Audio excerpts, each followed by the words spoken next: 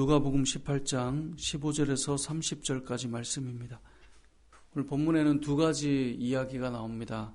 하나는 어린 아이가 예수님께로 오는 내용이고, 또 하나는 부자 관원이 예수님께 나와서 어떻게 영생을 얻는가라고 하는 두 이야기가 나오는데, 이 두 이야기는 다른 이야기 같지만 이제 같은 주제를 담고 있고, 이 주제를 통해서 이 제자들이 어떻게 예수님께 나아가는가, 이렇게 오늘 본문의 내용은 우리에게 의미들을 전해주고 있습니다.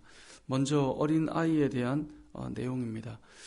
어린 아기가 예수님께로 왔는데요, 제자들이 이 예수님이 온 것을, 예수님께 어린 아기를 데리고 온 것을 꾸짖습니다. 아마 예수님께서 말씀을 강론하고 또 사역을 하는데 아기가 오니 아무래도 방해가 되는 것 같아 제자들이 그 오는 것을 꾸짖었던 것 같습니다. 근데 예수님께서 말씀하시기를 어린아이들이 내게로 오는 것을 용납하라, 그리고 금하지 말라라고 말씀하시면서 뭐라고 말하냐면 하나님의 나라가 바로 이런 자의 것이니라 라고 말씀하고 있습니다. 하나님의 나라가 어린아이들과 같은 이런 자의 것이다 라고 말하는 뜻이 무엇인가를 그 다음 17절에 설명하고 있는데요, 17절에 이렇게 말씀합니다. 누구든지 하나님의 나라를 어린아이와 같이 받아들이지 않는 자는 결단코 거기 들어가지 못하리라. 그러니까 그 아이들이 얼마나 순수하냐, 착하냐, 이뻐 보이냐 이런 이야기를 하는 게 아니라 이 어린아이들의 하나의 특징이 있는데요, 그게 뭐냐면 하나님의 나라를 그들이 받아들이는 데 있어서 그냥 받아들이는 거예요.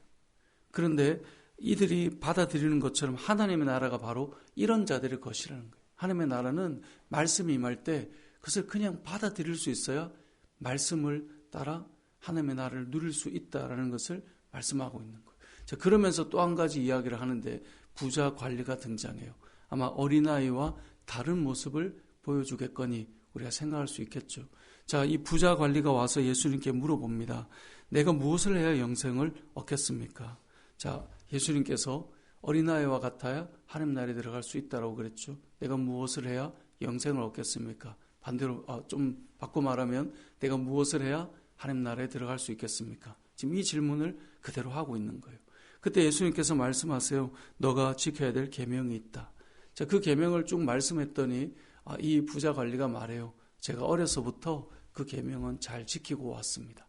그랬더니 예수님께서 이 관리에게 말하고 있습니다. 너에게 아직도 한 가지 부족한 것이 있으니 너에게 있는 것을 다 팔아서 가난한 자들에게 나눠주라.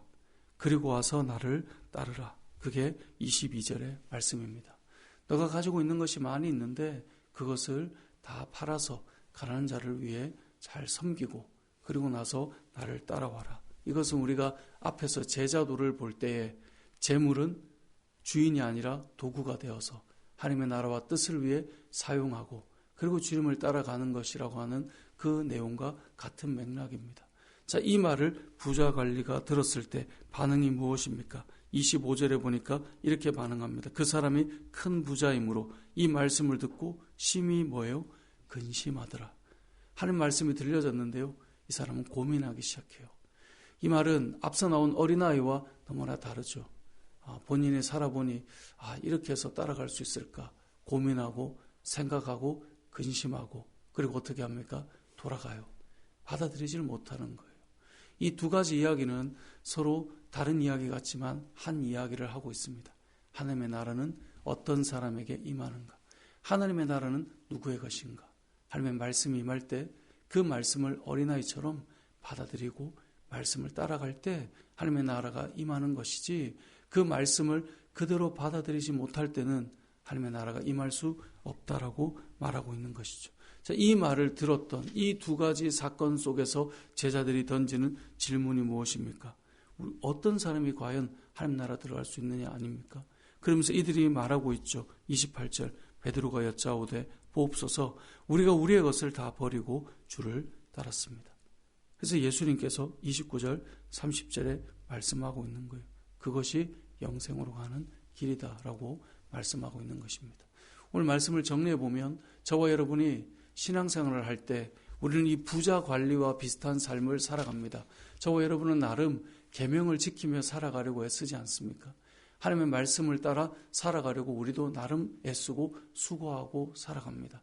하지만 우리의 마음속에서도 주님의 말씀이 던져질 때 이 어린아이와 같이 하나님의 말씀을 그대로 받아들이지 못할 때가 찾아올 때가 있습니다. 우리도 나름 계명을 지키고 나름 우리가 선하다, 의롭다, 옳다, 바르다라고 하는 것이 무엇인지 분별력을 가지고 살아가려고 애를 씁니다.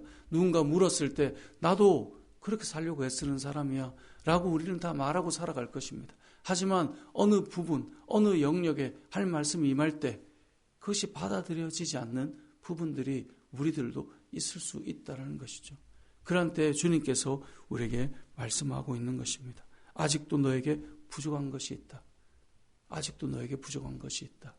그것이 우리에게 던져주는 말씀이고 그 말씀이 임할 때 우리가 기억해야 될 것은 그 말씀을 어린아이와 같이 받아들이는 그러한 믿음의 마음이 또 옥토와 같은 마음이 우리에게 기경되어 있는가, 이것을 오늘 말씀을 통해 우리 자신을 살펴보아야 할 것입니다. 말씀을 정리해 보겠습니다. 오늘 말씀은 많은 것을 우리에게 담아내는 것이 아닙니다. 내가 어린아이와 같은 마음밭을 가지고 하나님 말씀이 하나하나 심겨져 가고 있는가, 이것을 보는 것입니다. 이것은 목사도 성도도 다 예외가 없습니다. 저도 늘 말씀을 읽을 때마다 내가 이렇게 살아갈 수 있을까? 나는 하나님 앞에 온전히 걸어갈 수 있을까? 이런 고민들을 해보게 됩니다.